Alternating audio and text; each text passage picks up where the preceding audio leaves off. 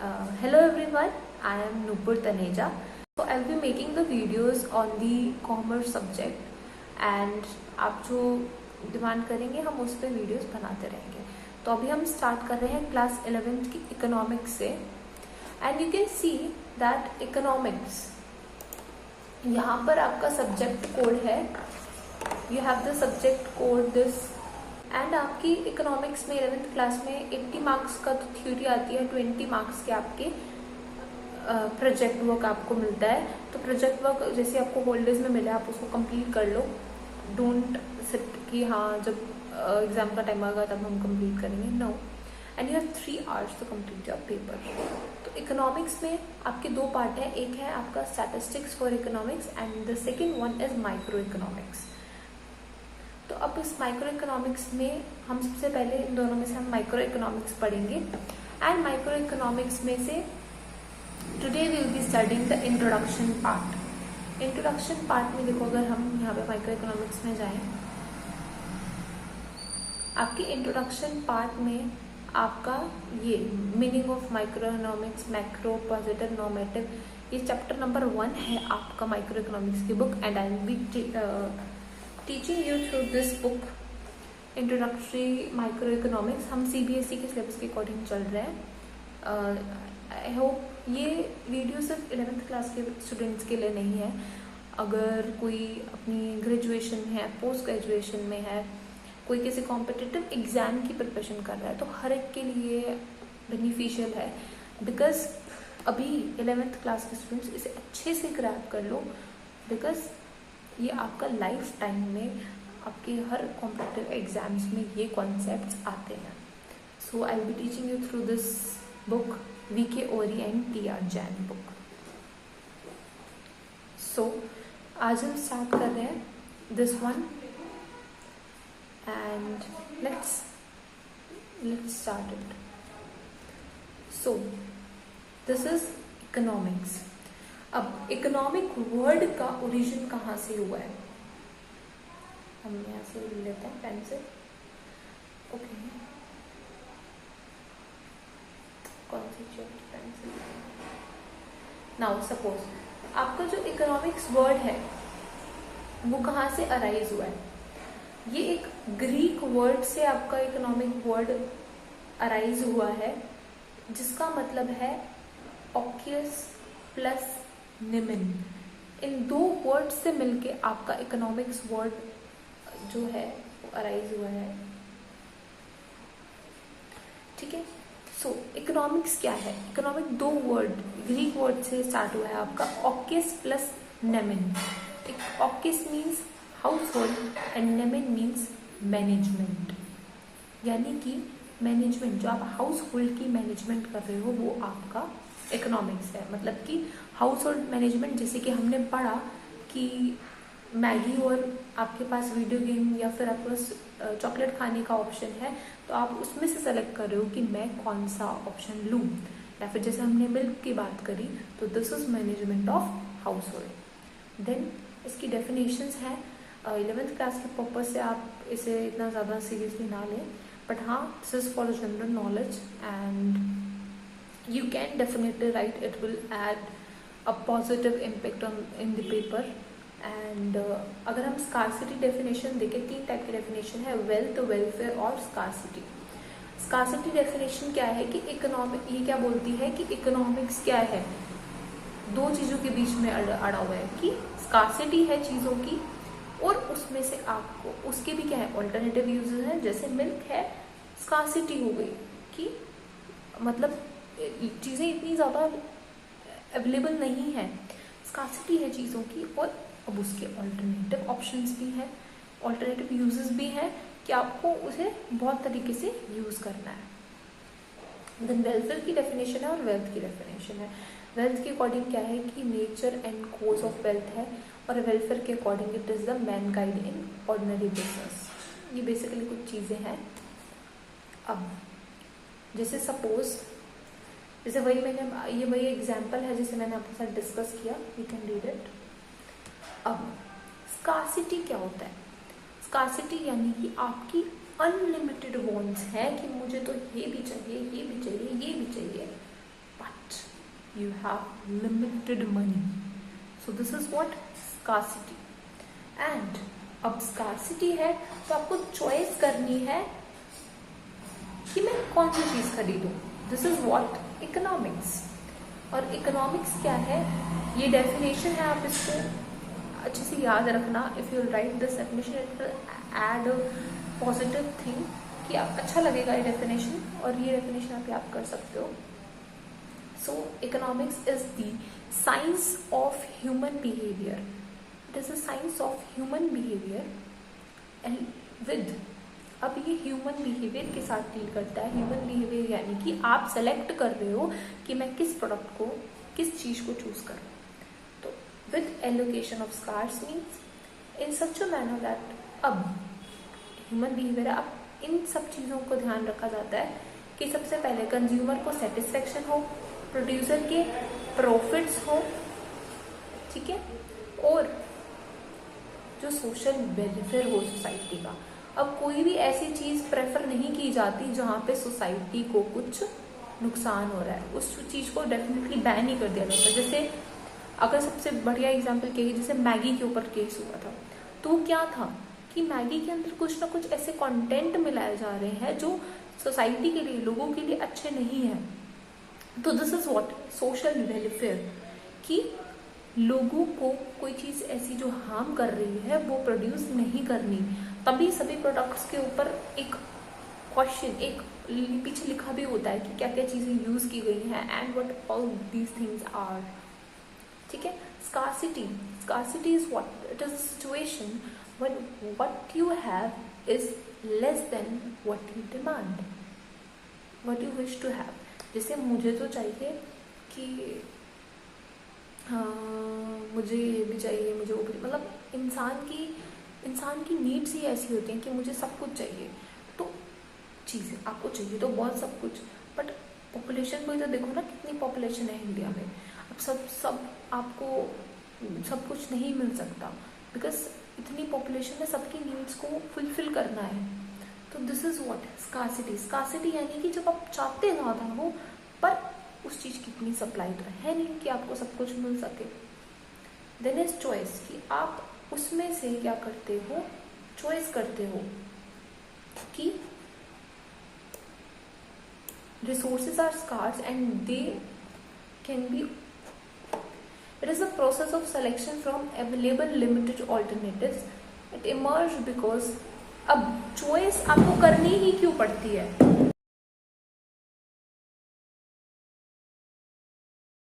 Now the question is कि आपको choice करनी ही क्यों पड़ रही है. वाई? बिकॉज यहाँ पर हमारे पास रिसोर्सेज तो कम है और हमारे ऑल्टरनेटिव यूजेस भी हैं. कि दूध तो कम हो रहा है, ठीक है. अब जैसे गाय है, सपोज गाय इतना दूध नहीं दे पाई, भैंस इतना दूध नहीं दे पाई, तो अब बहुत सारे कस्टमर्स होते हैं दूध वालों के पास, तो दूध में पानी मिला के बेच देते हैं, ठीक है. तो अब रिसोर्सेज स्कार्स हैं, उनके ऑल्टरनेटिव यूजेस भी हैं, तो उन सबको सेटिस्फाई करना है उन्होंने, इसलिए उसको चॉइस करनी पड़ रही है. जैसे हम है, हमारे पास पैसे कम है पर मेरी नीड तो बहुत सारी है कि मुझे दूध भी पीना है, मुझे पनीर भी खाना है, मुझे आइसक्रीम भी खानी है. तो अब पैसे कम है तो मैं सोचूंगी चलो ठीक है दूध ही ले लेते हैं, बस आइसक्रीम को छोड़ देते हैं क्योंकि वो सेकेंडरी नीड है. तो दिस इज व्हाट चॉइस. अब सिंपल भाषा में अगर हम बात करें तो स्कार्सिटी कोज करती है चॉइस. चॉइस आप कब करोगे, जब आपके पास क्या है, स्कार्सिटी है. अब सपोज आपके पास 10,000 रुपये हैं, ठीक है, आपको मैगी भी खरीदनी है, चॉकलेट भी खरीदनी है, कुरकुरे भी खरीदना है, टकाटक सब खरीदना है, खरीद सकते हो. तो यहाँ पे स्कार्सिटी की कोई चीज ही नहीं हुई. आपको अब चॉइस नहीं करनी पड़ेगी कि मैं क्या खरीदूं क्या नहीं. दिक्कत तब आती है जब आपके पास पैसे लिमिटेड है, आपके पास स्कार्सिटी है, आपके पास सिर्फ 20 रुपए है. बताओ क्या खरीदोगे. आप सोचते हो मैं कि खरीद लेता हूँ, चॉकलेट खरीद लेता हूँ. तो दिस इज व्हाट दिस. अब चॉइस करोगे तो इससे डिसीजन मेकिंग आएगी. तो अगर मैं सिंपल भाषा में समझाऊं तो स्कार्सिटी है कि पैसे कम है, उससे आपने करी चॉइस. चॉइस से आपको अब डिसीजन मेकिंग करनी पड़ेगी कि मैं क्या खरीदूं। अब डिसीजन मेकिंग 3 चीजों को माइंड में रख के होगी, कंज्यूमर्स को, प्रोड्यूसर्स को और सोसाइटी। और सोसाइटी को ध्यान में रखते हुए आपको चॉइस करनी पड़ेगी। अब इसका एग्जाम्पल, हम बहुत सारे एग्जाम्पल डिस्कस कर चुके हैं, आप इसको पढ़ लीजिएगा। Then the second topic is micro versus macro economics. अब माइक्रो इकोनॉमिक्स और मैक्रो इकोनॉमिक्स क्या होता है? तो सबसे पहले माइक्रो को समझो, इसका ग्रीक वर्ड से ये आया है ओरिजिन। तो माइक्रोस, माइक्रो मतलब स्मॉल, और मैक्रो का मतलब है लार्ज। माइक्रो क्या है? स्टडी करता है economic relationship eight individual level. एक इंडिविजुअल लेवल पे जब आप चीजों को डिस्कस कर रहे हो, और जब आप पूरी कंट्री या पूरे 14 लेवल पे कर रहे हो, तो वो हो जाएगा मैक्रो में। जैसे कि जब पॉपुलेशन के बारे में जनसंख्या होती है, मतलब जब पॉपुलेशन के बारे में सर्वे होते हैं, तो वो मैक्रो इकोनॉमिक्स में आता है, क्योंकि वो पूरी कंट्री के ऊपर हो रहा है। अब एक कंपनी है सपोज, या फिर आपके स्कूल में ही एक सर्वे किया जा रहा है आपकी 11th क्लास में, कि कौन कौन से ऐसे बच्चे हैं जो ट्यूशन क्लासेस पे जाते हैं। तो this is what micro economics, क्योंकि वो सिर्फ आपकी क्लास पे लिमिटेड है। या फिर सपोज स्कूल पे भी किया जाता है, तो वो भी माइक्रो इकोनॉमिक्स में आएगा, क्योंकि वो पूरी कंट्री के ऊपर नहीं हो रहा, वो आपके सिर्फ स्कूल पे लिमिटेड है। वो पूरे आपकी सब कंट्री के सब स्कूल्स को कवर नहीं कर रहा। तो that is what micro economics. जब छोटे लेवल पे आप चीजों को डिस्कस करते हो और जब बड़े लेवल पे करते हो, तो मैक्रो हो जाता है। इसका नैरो स्कोप है, उसका वाइडर। अब आप इस पे बना सकते हो, इसके मतलब जितने भी डिफरेंशिएशन लिख सकते हो, अगर आपको एक बार वर्ड का मीनिंग समझ में आ गया। अब यहाँ पे कंज्यूमर, फर्म, इंडस्ट्रीज के बारे में होता है, यहाँ पे पूरी इकोनॉमी के ऊपर हो रहा है कि आप जीडीपी, इनकम लेवल, इन सब चीज़ों के बारे में बात कर रहे हो। इसे हम माइक्रो को हम थ्योरी ऑफ प्राइस भी बोलते हैं, और मैक्रो को हम इनकम और एम्प्लॉयमेंट। माइक्रो, अब देखो माइक्रो इकोनॉमिक्स में क्या होता है, जो मैक्रो वेरिएबल्स होते हैं, मतलब कि जो ये जब हम स्टडी कर रहे हैं ना माइक्रो इकोनॉमिक्स की, तो मैक्रो वाले वेरिएबल कांस्टेंट रहेंगे, और मैक्रो में माइक्रो वाले कांस्टेंट रहेंगे। पढ़ते हैं अभी कैसे। देखो, अब जैसे सपोज आप क्या कर रहे हो, अपनी फर्म की परफॉर्मेंस देखना चाह रहे हो, तो आप जो एग्रीगेट आउटपुट है ना, अगर आपको इंडिविजुअल फर्म का आउटपुट देखना है कि मेरी फर्म का क्या रहा, तो आप पूरा एग्रीगेट आउटपुट को क्या करोगे, कांस्टेंट रखोगे, उन चीज़ों पे कुछ इफेक्ट नहीं आने दोगे। और मैक्रो वाले में आप क्या करोगे, माइक्रो वेरिएबल्स को कांस्टेंट रखोगे। ठीक है, जैसे आपके मार्केट फोर्सेस है, मार्केट फोर्सेस क्या रहेंगी यहाँ पे, इनका सिग्निफिकेंट रोल रहता है माइक्रो इकोनॉमिक्स में, कि मार्केट फोर्सेस कहीं ना कहीं ज़्यादा इम्पैक्ट वो करती हैं। सिग्निफिकेंट रोल मैक्रो में किसका रहता है, गवर्नमेंट का, क्योंकि जब आप पूरे देश की जनसंख्या और जीडीपी देखोगे तो गवर्नमेंट का तो आएगा ना। जिम्मेदार किसको ठहराया जाएगा, जब जीडीपी में वो हो रहा है तो हमेशा गवर्नमेंट पे ही ज़्यादा ब्लेम किया जाता है। तो this is what macro.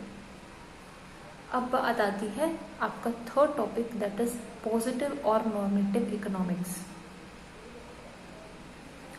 Positive economics क्या है, ये पास्ट, प्रेजेंट और फ्यूचर से रिलेटेड है। देखो, इंडिया की पॉपुलेशन है इतनी परसेंट, या फिर सपोज 50% वुमेन क्या है, जो सपोज आप कुछ फैक्ट्स एंड फिगर्स के साथ कुछ चीज़ों को बता रहे हो कि 50% पॉपुलेशन इज जो सुबह उठकर चाय पीना पसंद करती है, तो दिस इज, ये चीज़ सच भी हो सकती है और झूठ भी हो सकती है, तो this is classified in positive economics. अब मैंने कहा कि यार वुमेन के लिए ना बसेस फ्री हो जानी चाहिए, या फिर सभी स्कूल स्टूडेंट्स के लिए या फिर कॉलेज स्टूडेंट्स के लिए बस ना फ्री हो जानी चाहिए, मतलब कोई पैसे नहीं लेने चाहिए। तो this is what normative economics, कि मैं अपनी वैल्यू जजमेंट दे रही हूँ, मैं सिर्फ ओपिनियंस बता रही हूँ, अपना ओपिनियन बता रही हूँ, कोई फैक्ट नहीं बता रही कि भाई इतने % लोगों के लिए बसेस फ्री है। तो वो क्या आ जाएगा, पॉजिटिव में आ जाएगा अगर मैं कोई फैक्ट एंड फिगर से बता रही हूँ। बट मैं बता रही हूँ कि अपना ओपिनियन दे रही हूँ कि बसेस ना फ्री हो जानी चाहिए। तो this is what normative economics. Simple, clear. अब देखते हैं इसमें, देखो इसमें आता है what is what would be, what was is and what would be. ये पॉजिटिव इकोनॉमिक में आता है। नॉर्मेटिव में व्हाट ऑट टू बी, क्योंकि आप यहाँ पे अपने ओपिनियन दे रहे हो। अब पॉजिटिव ट्रू और फॉल्स भी हो सकती है, बट नॉर्मेटिव नहीं हो सकता। आप उसको नहीं कर सकते ट्रू और फॉल्स में, आप उसको वेरीफाई भी नहीं कर सकते। बट आप पॉजिटिव इकोनॉमी को वेरीफाई कर सकते हो, तो गूगल पे सर्च कर सकते हो, गवर्नमेंट डॉक्यूमेंट्स पे देख सकते हो, तो क्योंकि वेरीफाई कर सकते हो आप उसे। कोई वैल्यू जजमेंट नहीं होती इसके अंदर, पर नॉर्मेटिव इकोनॉमीज में वैल्यू जजमेंट होती है। India is more developed than Pakistan, तो ये क्या है, फैक्ट ही है। पेंशन जो है आर्मी ऑफिसर्स की इंक्रीज हो जानी चाहिए, वैल्यू जजमेंट है। अब तो पेंशन वैसे भी बंद हो गई है। Then we have next topic. Now we are proceeding to the next topic of our microeconomics, that is simple and complex economy. Simple और complex, देखो एक स्टूडेंट है, वो टीचर के ऊपर डिपेंड करता है कि मैम मुझे पढ़ा दे, ठीक है। अब जो आपकी टीचर है वो भी बहुत लोगों पे डिपेंड करती है। सबसे पहले घर से स्टार्ट करो, अपने घर की मेड के ऊपर, ठीक है, अपने घर की मेड के ऊपर, बेकर के ऊपर, टेलर के ऊपर, उससे कपड़े सिलवाने हैं, ठीक है। अब बहुत लोगों पे डिपेंड कर रहे हैं। तो अब जो बच्चा है वो भी टीचर पे डिपेंड कर रहा है, टीचर है उन पे डिपेंड कर रही है। तो इकोनॉमी कैसे चलती है, म्यूचुअल डिपेंडेंस पे, कि हर कोई किसी ना किसी चीज के लिए किसी ना किसी के ऊपर क्या है, इंटर डिपेंड है। और इसी से एक्सचेंज होता है हमारी इकोनॉमी में। तो अब इकोनॉमी हमारी दो टाइप की होती है, सिंपल और कॉम्प्लेक्स। सिंपल भाषा में समझते हैं, इसको पढ़ लेना, मैं वैसे और समझा देती हूँ। सिंपल इकोनॉमी में क्या है कि आप ज़्यादा किसी पे डिपेंड नहीं होते, इतनी ज़्यादा इंटरडिपेंडेंस नहीं होती, लिमिटेड होती है। आपकी वॉन्ट्स भी यहाँ पर लिमिटेड होती है, ज़्यादा नहीं होती। इनकम भी आपकी कम होती है और एक्सचेंज भी आपका कम यानी मॉडरेट होता है। कॉम्प्लेक्स में सब चीज़ें आपकी क्या होती है, हाई, कि आप एक दूसरे पे ज़्यादा ही डिपेंडेंट हो। Now coming up to our last topic of this chapter, it is central planned economy, free economy and mixed economy. अब सेंट्रली प्लान्ड इकोनॉमी क्या होती है, जहां पर सेंटर का कंट्रोल होता है, यानी कि गवर्नमेंट का कंट्रोल होता है। फ्री इकोनॉमी में मार्केट फोर्सेस, यानी कि आपकी डिमांड और सप्लाई के अकॉर्डिंग आप चीज़ें देखते हो। और मिक्स यानी कि जो हमारी इंडिया की इकोनॉमी है, जहाँ पे गवर्नमेंट भी अपना रेगुलेशन देखती है, पर हमारी मार्केट फोर्सेस के अकॉर्डिंग भी, डिमांड सप्लाई के अकॉर्डिंग भी चीज़ें होती हैं। यहाँ पर सेंट्रली प्लान में फोकस रहता है कि हम लोगों का वेलफेयर करें, जिसे हम सोशलिस्ट भी बोलते हैं।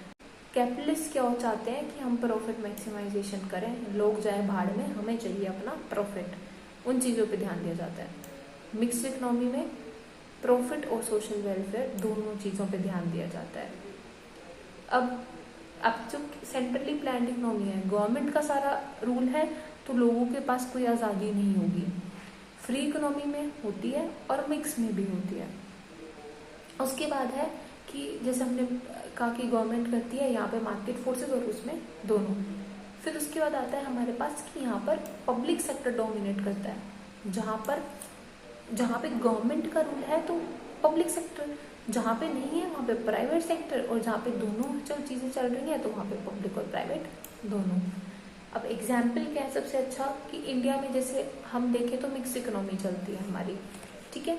अब जैसे अगर हम फ्री इकोनॉमी की बात करें ना, तो फ्री इकोनॉमी में वैसे तो बेसिकली हांगकांग का एग्जाम्पल दे रखा है, बट अगर हम रियल लाइफ में देखें तो रियल लाइफ में मतलब हांगकांग में मोस्टली ये चलता है, पर रियल लाइफ में कोई भी ऐसी कंट्री नहीं है जहाँ पर पूरे तरीके से फ्री इकोनॉमी हो, क्योंकि गवर्नमेंट का रूल मतलब क्योंकि किसी भी देश में अगर देखो तो गवर्नमेंट अपना राज चलाती है, मतलब गवर्नमेंट का इंटरफेरेंस रहता ही रहता है। पूरी तरीके से ऐसा नहीं होता कि ऐसे मार्केट फोर्सेस पे सब चीज़ें छोड़ दी जाए। तो फ्री इकोनॉमी में हमारा हांगकांग एग्जाम्पल ले सकते हो, बट ऐसी कुछ है नहीं, मतलब पूरी ऐसे कुछ रहती नहीं है free economy. Then centrally planned economy में हमारा आ जाता है नॉर्थ कोरिया। कि नॉर्थ कोरिया में क्या है आपको पता ही है, तो गवर्नमेंट का राज है, तो वहाँ पे आपकी नॉर्थ कोरिया आ जाएगा। यहाँ पे एग्जाम्पल में आपका आ जाएगा नॉर्थ कोरिया की। नॉर्थ कोरिया में क्या है, सेंट्रली प्लान्ड इकोनॉमी की, गवर्नमेंट का ही रूल रहता है। So yeah this is all about this first chapter, we have completed it. And आपकी नेक्स्ट वीडियो होगी अबाउट दी हमारा सेकेंड चैप्टर। हम नेक्स्ट वीडियो में डिस्कस करेंगे आपका second chapter, that is centrally planned economy. Thank you, take care and revise all the concepts properly, because आपकी आगे भी जितना भी फर्दर स्टडीज है उसमें ये बहुत ज़्यादा काम आएंगे ये कॉन्सेप्ट्स। सो या थैंक यू।